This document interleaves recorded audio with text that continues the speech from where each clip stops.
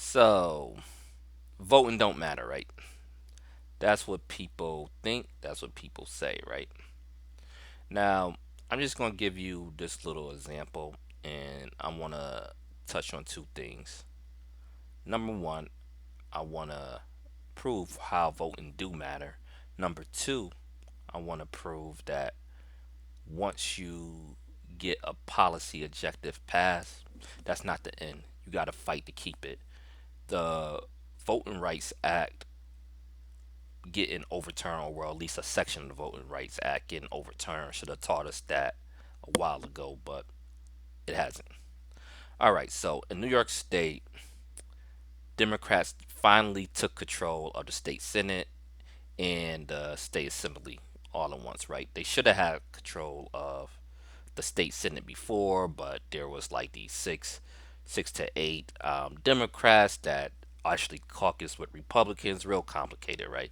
But that's neither here nor there. That's not the important part. The important part is the Democrats actually do have control of the state senate here now, right? So with that, one of the things they did, even though with Cuomo and the Dems, they not doing enough, but one of the things they was able to do was to pass to get rid of cash bail, which is important. And they got rid of cash bail just for misdemeanors and nonviolent crimes. Great, great. Larry Krasner in Philadelphia, he's a DA. He did something similar, and he's been enacting a whole bunch of progressive reforms in that area. This needs to happen statewide, local area wise, and that's why you we need to be involved in politics and know what's going on, not just the national level, but the state and local level, right? So great job, right?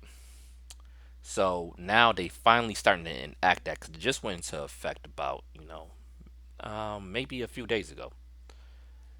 Republicans and special interest groups, namely the police organizations here in New York State, are fighting tooth and nail to get this law overturned. Already, tooth and nail. Oh, it's dangerous. Well, this is my thing, right? People of means, rich people, already had no cash bail basically because it didn't make a difference to them because they couldn't afford to get out. So the problem with it is if you poor, don't have the means, a lot of times you just stuck in jail. You just stuck in jail because you can't pay it. It's crazy. It's a two-tier system. But Republicans had no problems with that. No problems with that. And some Democrats too, because it's not all just Republicans, but when you go to the percentage and numbers, it's mainly Republicans. Because if the Republicans still controlled the state Senate, the law wouldn't have got passed. Now, what we got to do is we have to make sure the Democrats, and I don't even like Democrats. If I could, I've been an independent for years. I finally switched over to a Democrat just because in New York we don't have open primaries, so you can't vote in primaries if you're not a Democrat or a Republican. So I was kind of forced to change from independent to Democrat. But what we have to do is make sure those Dems keep the spine and not fall for these tricks and not fall for this pressure.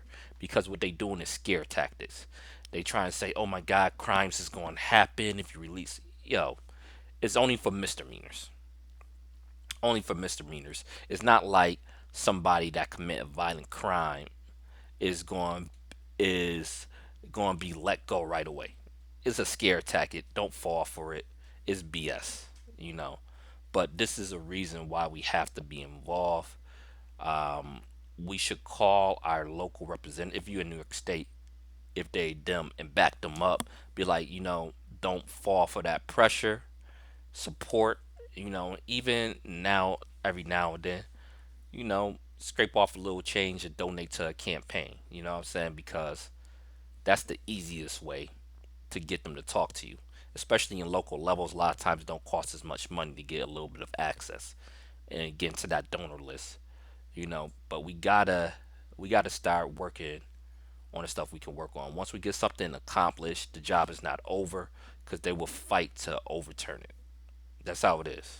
Look how long they've been fighting to overturn the Affordable Care Act, aka Obamacare. That passed what about 2011? I think the ACA passed around 2011, if I'm not mistaken. 2010, 2011. Anyway, like they've been working for like a decade almost to overturn that law. Even now, even though it failed in Congress when Trump first got elected, even though Republicans controlled both houses, Trump is doing everything he can right now to undermine the Affordable Care Act. They're not doing the marketing for the marketplace like they should. They doing a whole bunch of shit. One of the things they doing, Medicaid is a big part of ACA, the or Obamacare.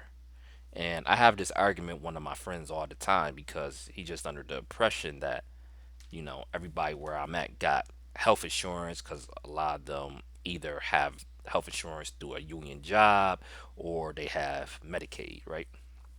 I'm like, bruh, because he's one of them that the voting don't really matter that much. I'm like, bruh, Republicans are actively trying to cut Medicaid right now. Right now, they just came out with a proposal, the White House and Senate Republicans, to let the let the states like cut funding for Medicaid. They just came out with this proposal. Like, so if you know people that's on Medicaid, a lot of us do, is it the best insurance in the world? Well, probably depend on your state because it's a hybrid federal state. But at least in New York, it covers a lot of stuff. And you can have a job. Not everybody that have Medicaid is just unemployed and not doing nothing. Like there's some people that work part time and their job they're not eligible for insurance through their jobs. It's very important that Medicaid don't get cut. And that's another thing that Republicans are doing in New York State too. They are that's all they talk about is cutting Medicaid. Oh, the state budget and it's too much with Medicaid. You know, is it waste? Yes, but there's other things you can address it without actually cutting the services. So voting do matter. And when you talk about something like healthcare, it's life and death. It's not like this side or that side. It's not a game. If you don't have proper health insurance, if something happened to you, you can either go bankrupt or you can die, basically. It's like that. And I'm not trying to be a reactionary. I'm not trying to draw emotions, nothing like that. That's just the facts. It's a life and death situation. It's nothing to mess around with. And that's just one instance. Bell, that could be life and death situation. Look at the Khalif Broward story. You know what I'm saying? So these are real issues that affect real people, and we gotta start looking at it like that. I know the theater of politics, who up, who's down. Some people like it, some people hate it. You know, but it's real life situations, and we have to start looking and thinking about these in a different way. So my cat Corey, he agrees with me right now because he came back there to back me up. Good job, Corey. But yeah, just remember that. So voting is important. Participating in the primaries is important. Get to know these candidates' position. And like I said, if you got a little bit of change, if you can afford it, donate, get on that donor list, and get to talking to them. But don't forget to subscribe, share the video. Definitely trying to grow the channel. Got some great contents. I don't have great views yet, but that's going to get there with y'all help. I'm confident of it. Peace.